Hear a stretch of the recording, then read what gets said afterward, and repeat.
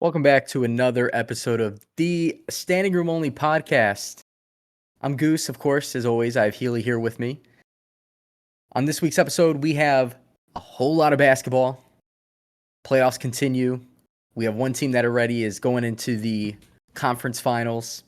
We have a little bit of NFL talk, some Tom Brady news. We also have some baseball news, a no-hitter this week, some other fun stuff to talk about. Before we get into it, make sure you are following us on social media. We are SR Only Pod. We're on Twitter, Instagram. We are on TikTok as well. You can find us on Spotify, YouTube, and Apple Podcasts. Make sure if you do have us on Spotify, you open it up so you can see the video playback. So it's not just YouTube anymore. You can follow our personal accounts. I am iGoose with 4 O's. We have Healy as well. Yeah, you can follow me at the Healy6. Start off with the MVP results in the NBA. So Nikola Jokic wins back-to-back MVPs. I need to pull up the voting results, but basically Nikola Jokic got like 65 first place votes. Embiid got like 30 something, and then Giannis got a couple. But the big controversy was who deserved it more, Jokic or Embiid. A lot of people, especially on social media, were on the Embiid train. But after doing some research, I am fully behind the Jokic vote. They finished different parts of the Nuggets finished with the 6th seed. The 76ers finished with the fourth seed. They play in the second round against the Heat. And they finished 3 wins apart. So I don't think like the whole leading your team and stuff should help out Embiid in that case. 3 wins isn't a lot. Also, the West, Jokic did it without like anyone else on his team. He had Jamal Murray out for the whole year. He had Michael Porter Jr. out for the whole year. And yeah, did you think Embiid deserved it over Jokic, or you think it was right? For the longest time, I thought Embiid was definitely going to get his first MVP. I actually thought for a little bit there, we had a small run for a few weeks, if not a month or two, where DeMar DeRozan was dominating the East, was dominating the league with his mid-range game. And then the whole way, probably after the first month or two of basketball, Philly got hot. You got to remember, they didn't have James Harden. They didn't have Ben Simmons. They had to trade for James Harden. And when they did, Joel Embiid still put up great numbers. He kicked it up. He still had a good season. 100% was a good season, but the first maybe month or two wasn't quite as good. But I think some of the biggest factors, as you mentioned, Nikola Jokic putting up the numbers that he puts up in a lot of games at ease. Dude can put up 30 and 10, 30 and 12 and a half. And they got to the playoffs as a 6-seeded team. And yeah, I would say they got dominated in that first round against Golden State. But Golden State is a great team. Now we look at the Nuggets, they finished better than, almost good enough to be in the top 4. They were only 4 games out from Dallas. But for Jokic to do it, or for Denver to do it with the team on Jokic's shoulders, to me says a lot more than Joel Embiid, who has the talent. They have the star coach who's been one of the most successful regular season coaches as far as percentage-wise goes and wins. You have Tyrese Maxey, who's starting to flourish early in his career. You already have Tobias Harris. They go out and make the trade for James Harden. They have the key role players around them. Do I think Joel Embiid was right there? Yeah. And I thought this was going to be his year. Yeah, I thought so too, but I do agree with the vote going to Jokic. I mean, you just can't, the numbers don't lie. Where the team finished, They competed in many of the games that they lost, even in the first round. And I know it's a regular season award, but the fact that he was still putting Golden State to work in that first round of series, I just think Jokic has it. And I know Embiid was a little salty, as I would be too. And he congratulated him. He gave him threw a little shade.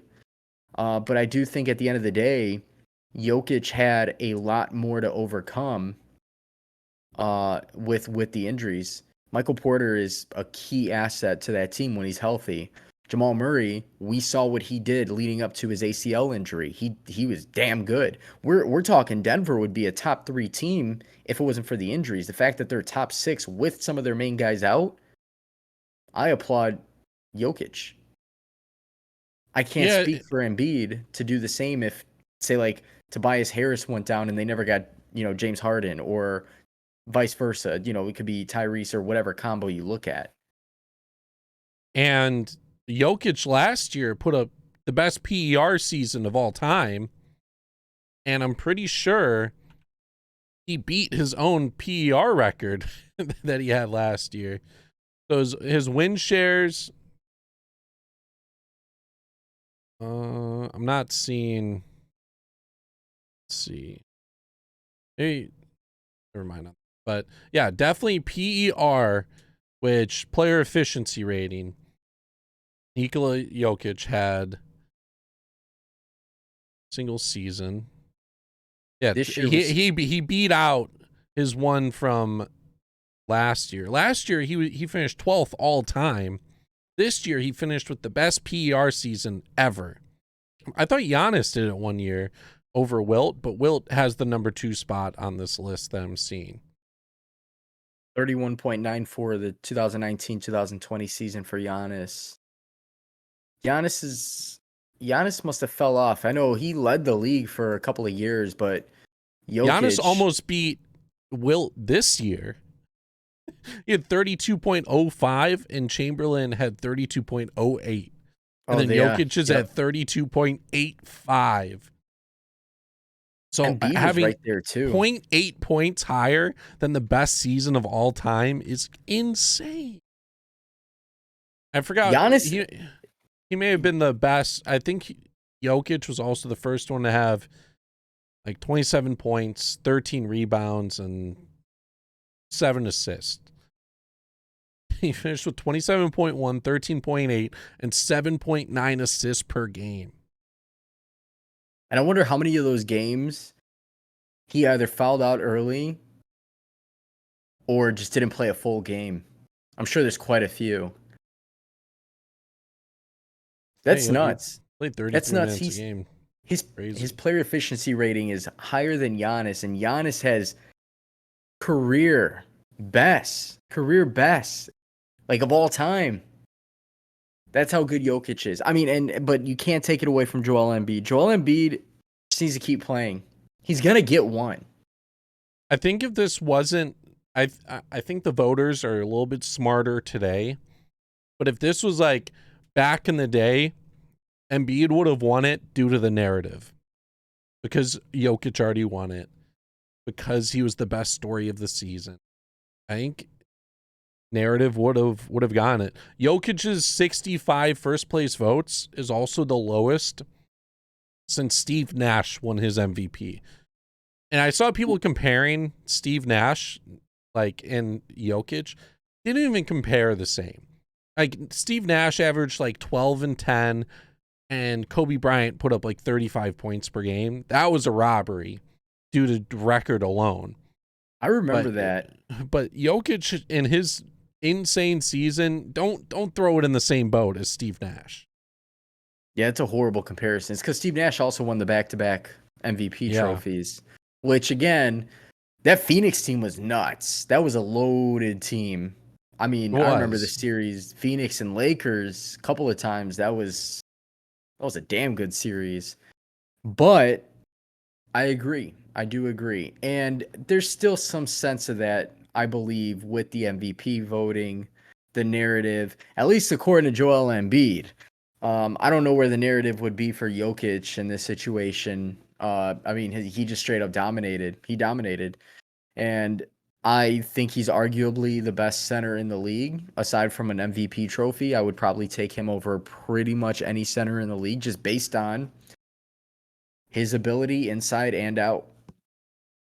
His ability to Plays grab very good rebounds. defense. Yeah, his IQ is through the roof. It's clear as day.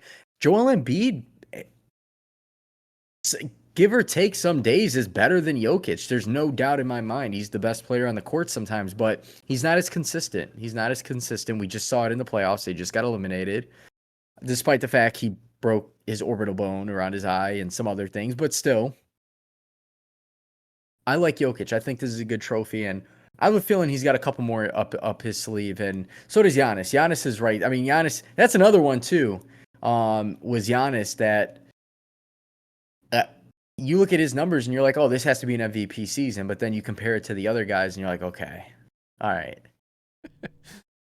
Yeah, and the MVP voting, Giannis finished third. Devin Booker finished fourth. Like seeing Surprise. that. Like Surprise. he wasn't supposed to get close to first, but I like how far up he finished.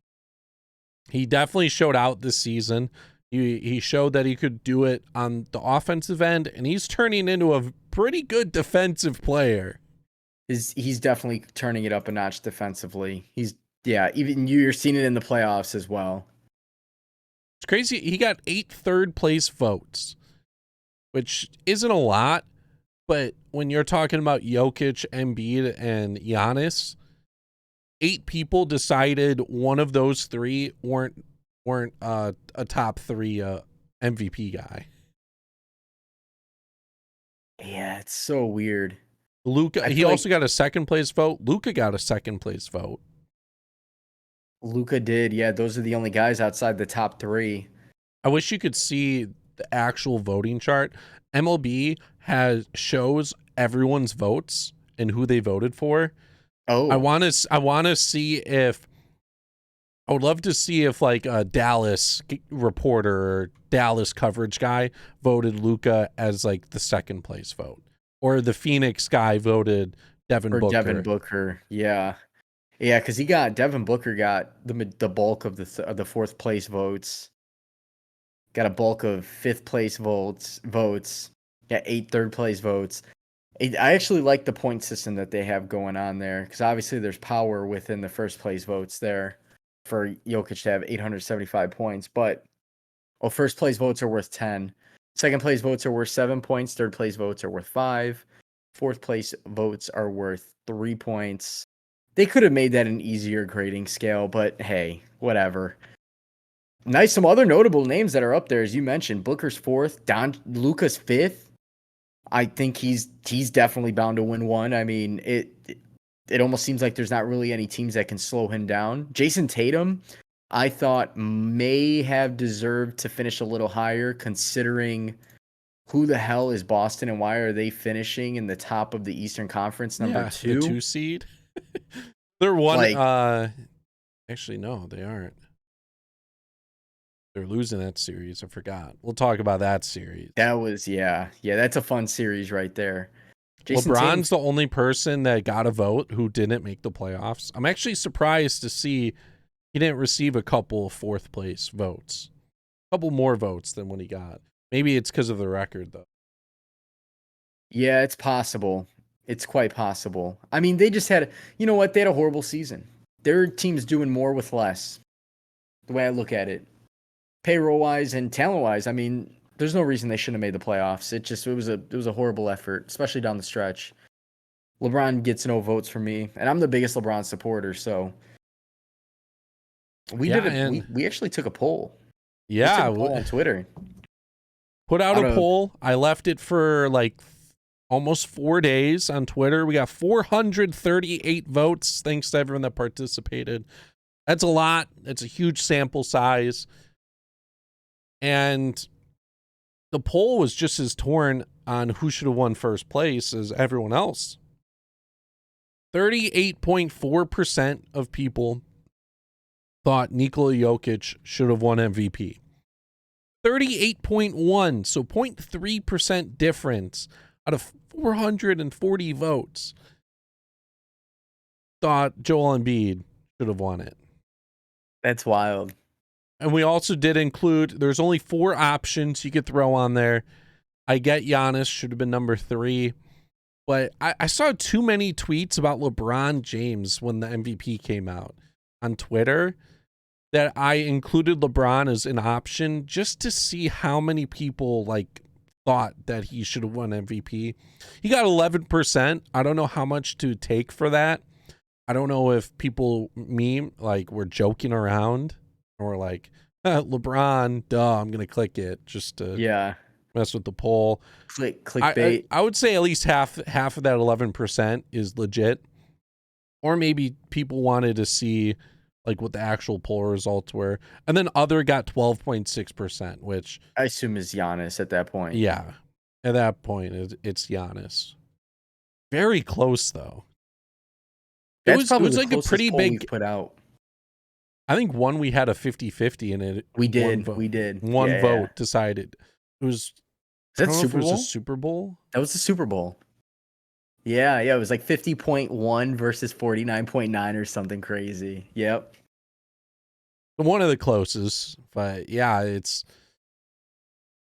crazy. Had to include LeBron there. Appreciate everyone that participated in that vote. Yes.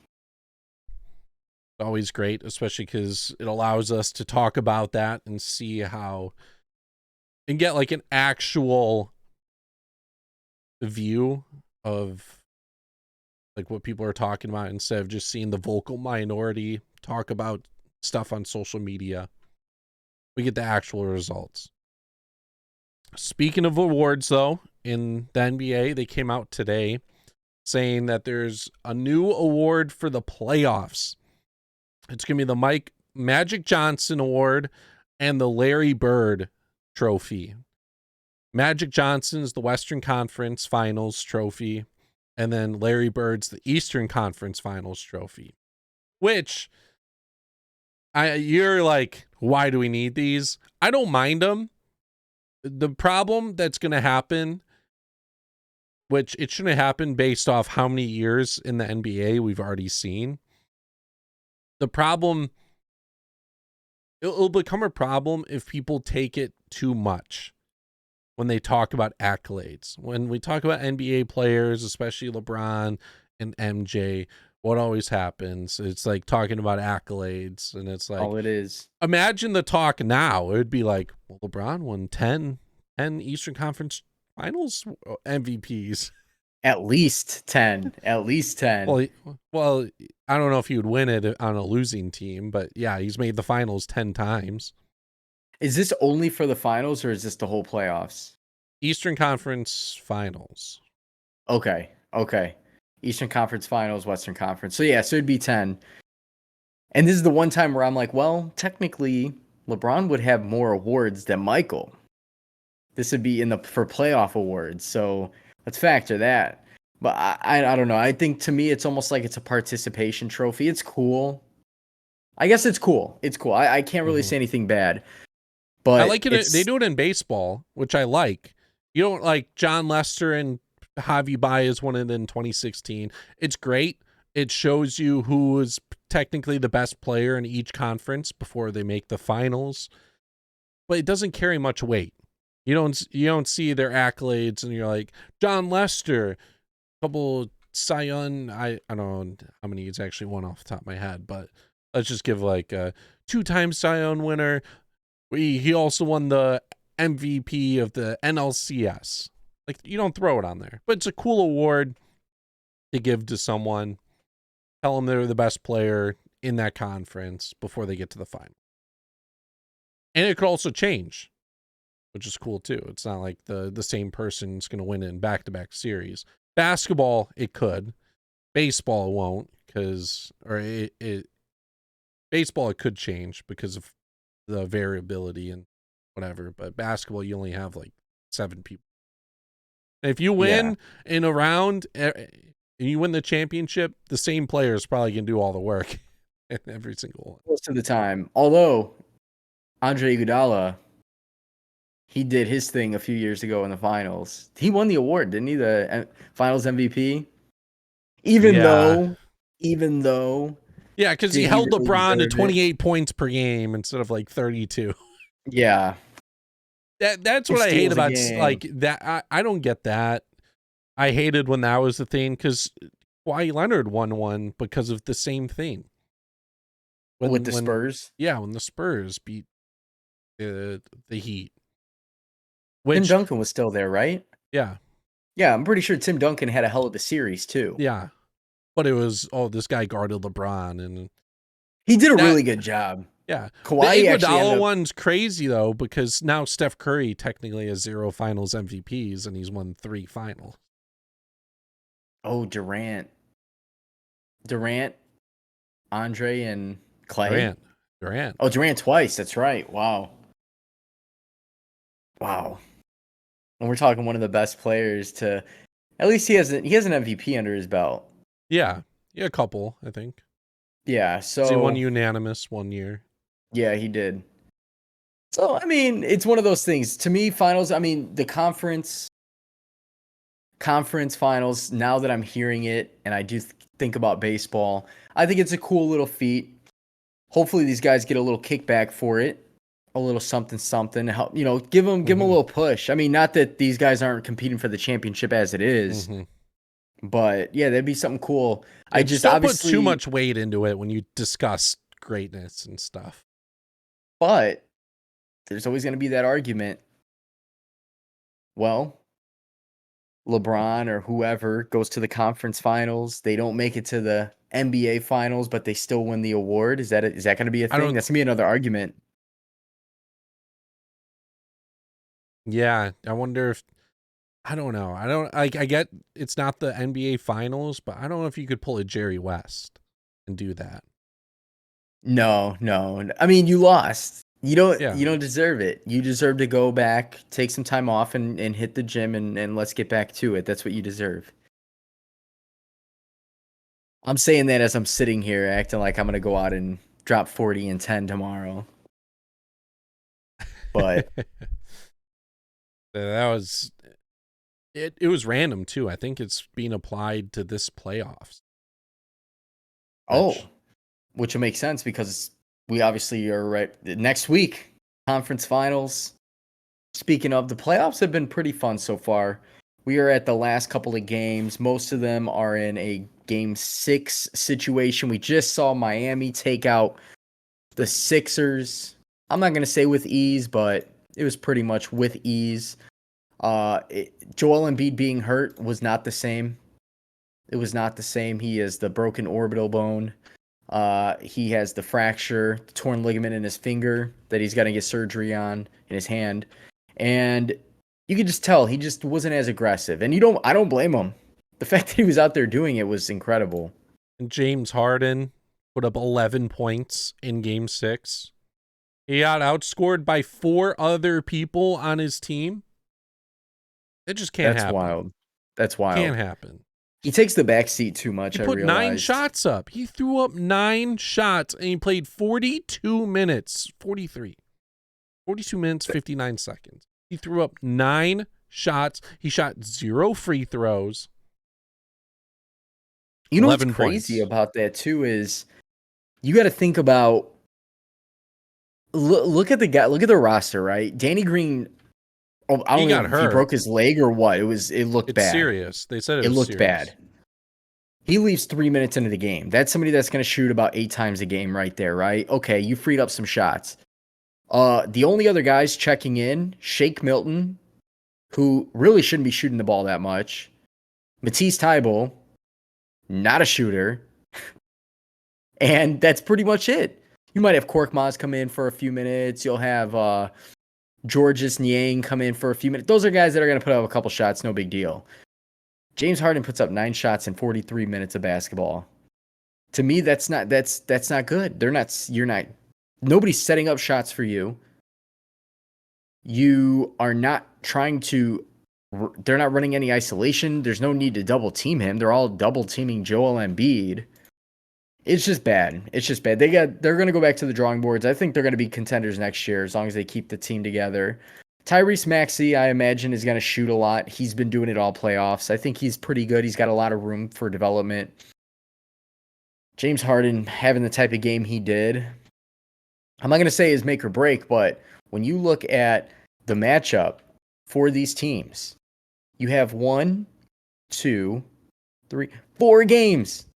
4 games out of 6, the Philadelphia 76ers score under 100 points. Don't get me wrong, Miami's defense is top notch. It is arguably the best in the league. But you literally are never going to win a series if you can't score the ball. Miami, on the other hand, in every single game, -1, and this game, they put up 99. 2 games out of 6, they dropped under 90 points. And that's one where they were right there at 99. And even then, it took Philly to score 116 points in one game. They were on fire. Tyrese Maxey had a great game.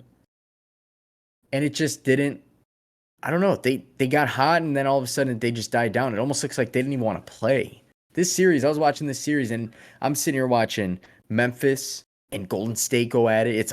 They're like, it's like nuclear warfare over there. These guys are literally going back and forth. The crowd is into it. And I'm watching Philly and I'm just like, it's just dry. It's just a horrible, like, it's like adult HBO movies. What is this? I can't, it's just, it's not fun. It's not, and I know Embiid's hurt and I know the team's trying to figure it out. James Harden came on late and I do think Miami is a damn good team. I think whoever they play in this next series is going to be a hell of a battle. All right, so here's something funny I thought of. In this series, do you think they would have done better without, let's revert the James Harden trade, with Ben Simmons not even playing, but Seth Curry out there? He spreads the floor. James Harden shot horrible. There was a couple of games where we're like, oh, the James Harden's cooking. He's getting to the line, right? James Harden going to the line. Yeah, he's shooting 40%, but he's going to the line 10 times, 12 times in a game. He hit some clutch threes, right? Seth Curry, I've seen him have horrible games, but he still spreads the floor extremely well. Tyrese Maxey is out there scoring. You have maybe Andre Drummond. I think he was part of that trade. I could be wrong. Yeah, he was. Instead of Paul Reed coming off the bench, who was putting more effort in going for boards than Embiid. Was involved in the trade, and he didn't even play. He didn't even play. It's just, I know a lot of teams go to 8-man, like 8-man rotation. Philly is as good as they are. They need an extra piece. And I'm not saying an all-star. They don't need an all-star because they have the talent and they will continue to develop as a team. Joel Embiid needs to get healthy and they just need that presence off the paint. I mean, you have Dwayne Dedman coming off the bench looking like he's still 21 years old. He's been in the league since I was in diapers. And that's just what it takes. We see these teams that just have no big men in them that can really do much. Joel Embiid's hurt. He clearly, a lot of his points, he hit 2 threes in this game. He's shooting jumpers. He shoots the mid-range a lot. He's not getting inside. We saw him on the floor more times than he's scoring. It just wasn't meant to be. It wasn't meant to be once again for Doc Rivers in the playoffs. Doc Rivers is a whole different discussion. But yeah, Miami advancing to the conference finals. And right now, if it ends tomorrow, they'd be facing against the Milwaukee Bucks. That's a great series that's happening. Bucks versus Celtics. It could have been easily flipped around. One of the games, Boston lost by 2 points, and everyone was talking about how the game might not have even gone to overtime if they called a goaltending on Giannis in the game. Is that the same game with the tip-in as well that got called off? I'm not sure on that. So that was crazy too. This series is like, oh my, this is what I live for as an NBA fan. This series, Phoenix and Dallas, but we'll get to those series. Boston blew a huge lead yesterday, or Yes. yeah, Yes. yesterday Yeah. too. Yeah. I was watching that game and I was like, man, wouldn't it be something if Milwaukee ends up pulling this off because momentum is a mother. NBA, the one thing you don't want to do is be that team that blows leads, aka Minnesota, because it kills momentum. And Giannis got his ass beat. I mean, this dude was playing the last 6 minutes with a cut. He was dripping blood every like second that went by. Boston at one point had a huge lead. It was like 12, 13, 14 points, something like that, late in the game. I mean, second half at least. Marcus Smart down the stretch, couple bad plays, gets stripped by Drew Holiday. Drew Holiday, I know I've bragged about Drew Holiday as being one of the most underrated guards like a year ago when they were in the finals. This has got to be his best performance I've ever seen defensively. He not only was just making He had a big bang shot bang too. high IQ, that three down the stretch. He hit a three. Bobby Portis hit one. The play where he ripped up Marcus Smart and he's going out of bounds and he threw it off his body to regain possession. That right there is just like there's no stat for that. That's the thing. There's plays that there's no stats for that make players damn good. Nobody's gonna look at a stat sheet and be like, well, did you know that he had 3 bounce off the players, go out of bounds type plays?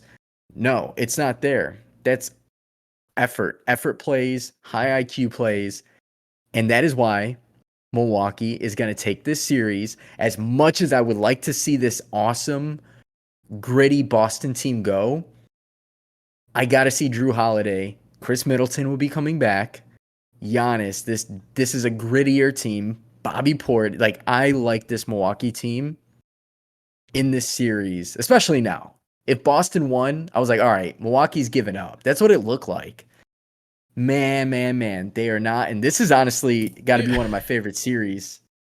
And the end of the game, they are the Bucks are down 1. They miss a free throw, Oh, and then yeah. Marcus Smart and Jaylen Brown, right? It was both of them. They go to grab the ball, and no one talks, and it hits off both of them. Bobby Portis comes in, grabs it, and puts up a bucket. Bobby Portis. Like, that should not have been that wasn't like a good offensive rebound for Portis. It was, how did the Celtics not grab the ball? So, I don't know if you remember a few months ago when Chicago took care of Boston, and after the game, Marcus Smart was like, well, it seems like there's only 2 guys on the team when it matters. Or made a comment about a team, right? Don't quote me on that. And it seems like it worked because they have trust in Marcus Smart. Marcus Smart's a damn good basketball player. He is a very fun player to watch. Always has been. But when it comes down to this last second clutch time grind, if you will, I feel like you gotta step away. We gotta get the ball in 6 seconds. They had 6 seconds on the last play. They inbounds it, right?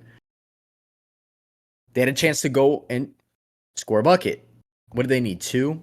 Was it a 2-point victory? I believe it was. Yeah. 103 to 101. I only know that because I was actually going to do a live bet spread in the third quarter on that. But this besides the point. Jason Tatum's wide open. But the pressure defense obviously got to Marcus Smart. But to me, I don't know if I would have it in Marcus Smart's hand with 6 seconds. He's got to go full court and find the open guy. Tatum Obviously, was wide open. Wide open down the sideline. I mean, the sideline, down the almost in the corner. And I mean, obviously, hindsight's 2020, but it's just one of those, okay, get the ball in, and we're looking at Jason Tatum. Actually, Jaylen Brown was on fire in that game. There was his step back. I don't know who's better. Jason Tatum step back, aka his little sidestep, or Jaylen Brown. I honestly don't know which one's better at getting open, but I feel like they got to drive. Because if they drive, right, they get the ball, they're driving down. They're probably going to draw in a double, maybe a triple if they get close enough, and just kick it out. Marcus Smart can hit the three. I don't know who is in the game. Jaylen Brown can hit the three. Al Horford, if he has to take the shot, will take the shot from downtown. He's been great. Or they might get a mid-range. Al Horford's been playing like he's been great. Nobody talks about Al Horford with how he plays as he ages. Also, how he got dumped. You remember the 76ers, because of his contract, they dumped him to Oklahoma City. Oh, yes. Oh, I remember that. Like, that was horrible. So I like seeing him succeed at the moment because of that. It was a 3-point game. I lied. It was a 3-point game, so they needed the three. Milwaukee probably would have fouled. They probably it may have been closer, but they probably turned the ball over there and got fouled. I think that's what happened. Free throws. No. At the end of the game, I think it was just a steal, and that was it. I think it ended on the steal. Yeah, it ended on the steal. Yep. Okay, so it's still 3 points. I feel bad for Marcus Smart because he's been playing. I felt like he's elevated his game in the last couple of years. We're talking about a guy. I mean, he's not new to the league. He's been in the league for, I would assume, 7-8 years. I like Boston, though. I think Boston's another team that should go out and get another piece. I think that's a team right there, unless they're paying the max to both Tatum and Jaylen Brown, but I like Horford, all those guys. Grant Williams, whatever. He's good, I guess, but those three, that's a big three right there. I like it. I forgot Al Horford got traded for Kemba Walker. So what a swap in that sense. That's crazy. And now look at Kemba Walker. In other series, though, we talked about it. Kind of a bummer. Memphis, Golden State. Memphis is good. They made it a 2-3 series. Golden State's up. Golden State seems almost too OP at times. Ja Morant's likely out for the playoffs, bone bruise. Which might help him out. They play better without him. It seems they are like 20-2 without Ja Morant. They're off, and also in games that they play with him, their offensive rating is better without him, and their defensive rating's better without him. I feel like they'd be more efficient offensively without him because he's controlling the ball so much and he's putting up a lot of shots. Desmond Bane's good. Steven Adams is finally getting more playing time. Triple J, Jaren Jackson Jr. is not bad. Dylan Brooks. This is a team. Now, do I think that they're going to pull it off? No. Ja Morant with the bone bruise. It's serious and it's not. It's not serious to where it's detrimental to his future, but it's right now serious. Obviously, you can't play with it. Maybe if they got to late in the next round somehow, I could see him coming back. But yeah, Golden State's way too OP, as we expected. So my expectation is they're going to close it out in Game 6. Mavericks and Phoenix, they're currently on right now.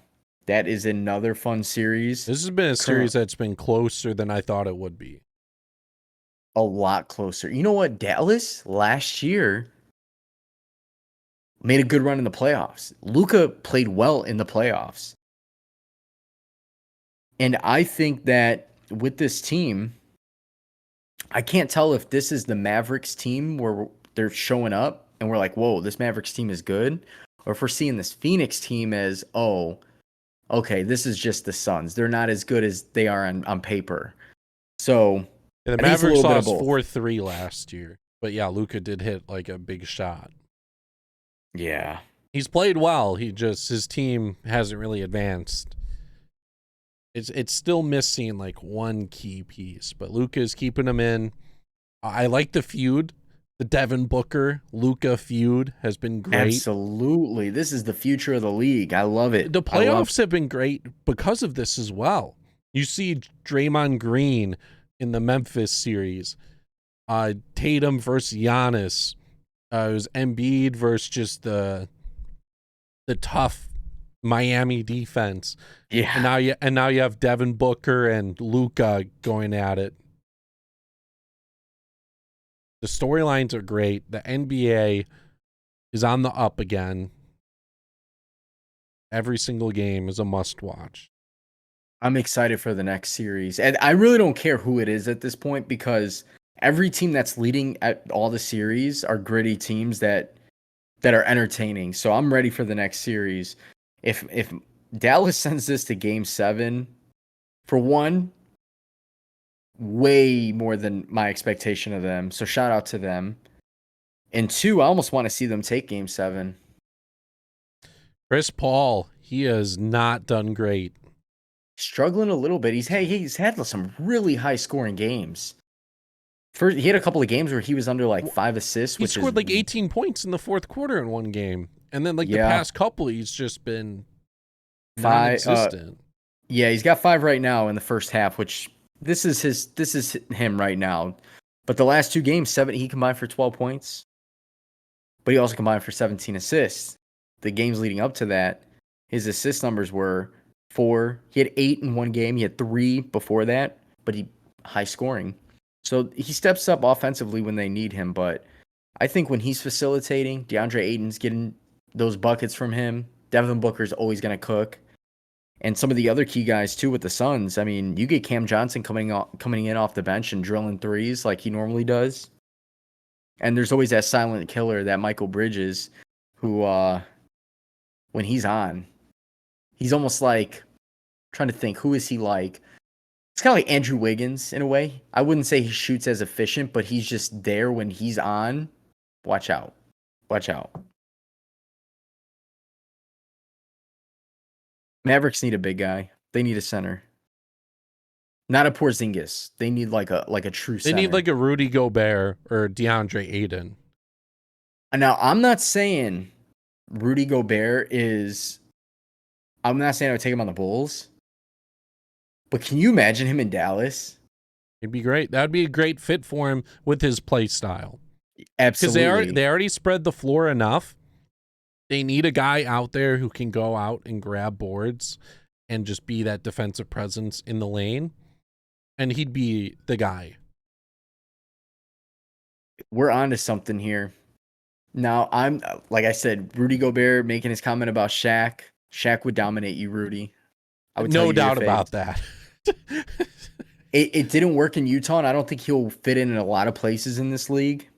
Like, he'll put up his numbers. He's still one of the best. Like, there's no doubt about it. He's still one of the best at what he does. But I think Dallas would be his best fit. You give Luka a true center. He's going to... you keep Jalen Brunson. You keep Dorian Finney-Smith. You already paid him. I love Finney-Smith.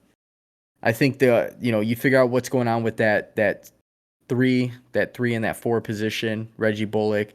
I think he's okay, but yeah, that'd be a good fit. Now I'm excited for free agency. Next week, we will have the matchups. Let's see it. They have the schedule for the next round of the playoffs? Or when it would be minimum? Friday, Saturday, Sunday. You'd think Saturday or Sunday would be the first set of games. It's not looking. Let me see. Playoffs. Well, it depends because there's a game 7 if necessary for Boston and the Mavericks series. And I guess if all of them end in game 6, they just move on. Yeah, they'd probably start playing in Monday or Tuesday. So Monday or Tuesday, we'll start to see a couple of games. I think Sunday's the earliest. Sunday would be the earliest. If games and if tomorrow's games, oh, yeah, you're right. Because game 6 tomorrow, Sunday would be game 7. Yeah, you're right on that. But if they all end game 6 by tomorrow, then we will see games starting up on Sunday. Yep. Anyways, next podcast we are going to have the conference finals locked in, and hopefully at least a game under already complete, so we could talk about that. and see kind of how the direction that the series is going to go. Absolutely. In some baseball news, we had probably one of the best games to ever attend in your life, no matter what fan of like team you're a fan of. The Los Angeles Angels threw a no-hitter, which is great. No-hitters are awesome. They rarely ever happen. But just what happened up until that point makes it insane. So before the game, you have Shohei Ohtani receive his MVP award. Right there. Just that alone, cool stuff to see. Then you see one of the greatest players of all time, Mike Trout, hit 2 home runs in a game. Cool. Then you see Anthony Rendon hit a home run batting lefty for the first time in his career. And then you see 22-year-old Reid Detmers throw no-hitter, only getting 2 strikeouts. 2 strikeouts. Wow. So One walk. What was crazy, 1 walk, there was an error call. I'll get to the error call in just a minute. But Mike Trout, he had 2 home runs. One of them was off of an actual pitcher. The other one came in the 8th inning. Brett Phillips came in to pitch. It was like an 8-0 game. And dude was throwing 55 miles an hour. Dude gave Mike Trout a meatball, and he crushed it. Dead center. He was not messing around. Mike Trout needed those statistics. Next batter up, Shohei, off of Brett Phillips, hits it off the wall. And then 0 for 4, Anthony Rendon, instead of being like, you know what? I want to just crush the ball as well. He's like, I'm going to bat lefty. He comes up, the shin guard on his left leg. He actually wore the right helmet. But first time batting lefty in his career, he gets a nice pitch. He gets underneath it, and he hits a home run right center. That's wild. And it was crazy. He may have also batted lefty because that 8th inning, because Brett Phillips came in the pitch, lasted a while due to the home runs and people getting hits. You have a guy with a no-hitter sitting in your bench. You don't want him to sit there for 30 minutes. You want him to sit there. You want him to stay warm. Yeah. Wow. That's crazy. Yeah, I saw looking at the box score, Mike Trout, man. The whole team. Like a crazy game to attend. And the error call, so there was a ball hit to Jared Walsh. He bobbled it a little bit. They gave him the error. If the Rays or Brett Phillips actually wanted to contest it, they could probably overturn the no-hitter. I saw some dialogue on Twitter, and after every single MLB game, there's stats that get overturned all the time. Like errors get turned into hits get turned into errors, but it doesn't normally matter because it's normally like a 5-6 game, and it doesn't really matter. But in a no-hitter, it's like you don't want to overturn that. Realistically, if they wanted to contest it, they could probably overturn it, but from their perspective, that would just be petty. That would be very petty. Very petty. And honestly, if they were to do that and overturn that, then Galarraga deserves his perfect game. He definitely deserves his perfect game. They should have been able to. It sucks because you can't go back and challenge when there's no challenges. Yeah, that was Detroit, yep. Right? Bad call at first. Yeah. Oh my gosh, I'll never forget the look on his face. Everybody's face. Oh man. Yeah, that's rough. The error, I think it's funny too, because we were talking about it, how an error, which is out of the pitcher's hand, unless it's an error on the pitcher, can ruin a perfect game. It's kind of weird. But that's just how it is. Last year, John Means threw a no-hitter, but he faced 27 batters. The only guy to reach base got there on a drop third strike, and he then got thrown out. That's crazy. We got to change the rules of a perfect game. Well, it's perfect. You got to be perfect. The whole team has to be perfect. Technically, and that's the whole idea, right? It's like it is the award for the pitcher, but you look at how many times do they thank the catcher, they thank the defense, Dwayne Wise making that sick Dwayne catch. Wise making the catch. Yeah. Yep. Wow. Anyways, that's a crazy game. I didn't realize Shohei was getting his MVP award. So, well, I guess it's not late in the season. I'm just thinking it was like weeks and weeks. So Yeah, and like he already won it, but yeah, they officially gave it to him. that's And yeah. I'm not sure what decided that, but he got it then. And then in other baseball news, Christian Yelich hit for the cycle. Third cycle in his career. All of them are against Cincinnati. Interesting. 2 of them in Cincinnati. The other one came in Milwaukee, I believe. And in that game, the Reds won like 14-10. So they That's lost. nuts. They lost So they when still he had a lost the cycle. game. They were up like 14-4 entering the 10th or the 9th inning. And the Brewers put up like 6 runs.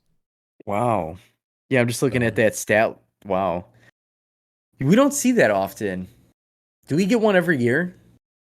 I think you could get one, maybe One a year, a maybe? couple. Maybe a couple. That's like no But hit. That's like a no hitter rare. That's how I look at that. I mean, in a way, to be able to single, double, triple, and home run. Some guys just go out and hit 3 bombs and call it a day, which to me, I would rather have a guy do that. But well, the hardest part is the triple. You got the to be triple, fast enough. yeah, yep. What? How about our boy Tyler Stevenson? It's been balling Oh, out. he's been killing it. Even though the Reds aren't too good, Stevenson's showing why he is one of the best catchers in the league and will be for quite a bit with how well he hits the ball and Absolutely. how good he is on defense. And he won the YouTube game MVP. The game was on YouTube, and after the game, Oh, they give like a Player of the Game award. So he won the YouTube Player of the Game. And in his interview, he gave a lot of credit to Tucker Barnhart, who was the main catcher of the Reds the past couple of years. yeah, The guy yeah. who's kind of mentored him into being the starter that he is now. So you mentor the young talent. Cough, cough. Tannehill. Speaking of football, though, Tom Brady inked the most lucrative broadcasting deal ever, and he's not even broadcasting yet. Still playing. He's still playing. 10 years, $375 million. He's getting paid $37.5 million a year to broadcast games. He's not even retired yet, which is funny because the guy who held the most money per year was like Jim Rome with $30 million. I don't know how he had $30 million a year. I don't even know what he does anymore, but that's crazy. Jim Rome is burning. That's wild. Tom Brady I mean, this dude literally has collected the bag since day one, and he's going to continue to collect the bag until he's officially retired from just work in general. It's crazy because he's still going to be preparing for Sundays, except what's cool is he's still making quarterback type money, and he's going to have more time for his family by doing this. In a Broadcasting is, sense. in a sense, but he doesn't have to practice every day. He doesn't have to recover. He doesn't have to do all the recovery. He's not going to get like a full, a lot of time with his family, but it's going to free up like a decent A lot bit. more than what he's doing right now. Yeah. Yeah. Yep. Off season 2, he probably Doesn't have to train. Yeah, he doesn't have to train. I'm sure he'll be out there tossing the football around. Who knows? He might even broadcast for his kid who might be in the NFL in like 10, 12 years. Who knows? Who knows? But It's just crazy. It's going to be great when he actually does get in that booth, though, because we've seen it with Tony Romo. It's been a fresh of breath air hearing Tony Romo, a more recent quarterback who knows the game. He actually like predicts what's going to happen. It's fun hearing Peyton Manning on Monday Night Football with Eli, them talking about the sport, especially because I hate the old quarterbacks that are in the booths. Troy Aikman, don't like him. You have Terry Bradshaw on some broadcasts. Like, get these guys out of here. Their time is in the past and they don't know ball anymore. Yeah, we appreciate the I mean, I still like the knowledge that they spit, but it is a different ball game. Yeah, when Tony Romo got in there, he's calling plays. He's seeing what the defense is running. And then you see like, oh, this is the defense. We should run this. And then he's like, see, told you. Tom Brady's gonna bring that. He's definitely gonna bring that. Be interesting to see. That's with Fox, I believe. Yep, And Fox. so we'll be getting a lot of broadcasted games. At least most of our teams, Bears, Packers, are generally on Fox most of the time. A lot of AFC teams are on CBS. A lot of NFC teams are on Fox. Not sure why or how that worked out, but hey. Yeah, and Tom Brady, I looked up his numbers in his career after this season. In 22 NFL seasons, he's going to earn $33 million. So his broadcasting contract is going to be worth more than his whole NFL earnings. Keep in mind, a lot of that is him taking a pay cut too, which Also is playing also in the crazy. 2000s. Yeah, also playing in the 2000s did, yeah. But billion is he? I'm sure he's gonna reap $1 billion with endorsements and contracts when it's all said and done. Shout out to Tom Brady, man. That dude is the GOAT. My favorite is the video where they said, "What's one secret that you don't want anybody else to know?" And he looks around and he basically said the tuck rule game was a fumble. I mean, obviously was And a then fumble. Woodson responded to it, or the Raiders Oh, did, and he said, "I never said it was." Like he was like, "I never said it was," but he's like, "It may have been a fumble." uh, They didn't call it. that's so funny. Well, that's why the rule changed. Yeah, he's great on social media. I like when he trolls. He's good. He's very good. That's going to do it, though, for this week's episode of the Standing Room Only podcast. Appreciate everyone that's listened this far into it. As always, you could leave a like or subscribe wherever you're listening to. Leave a review. Follow us on Twitter and Instagram at SROnlyPod. You can follow our personal pages. Mine is at the Healy6. And I'm iGoose with 4 O's. Thank you for the poll, the voting in the polls. We will let out more of those, of course, as more things start to ramp up in the NBA. NFL's around the corner. We'll see you guys next week.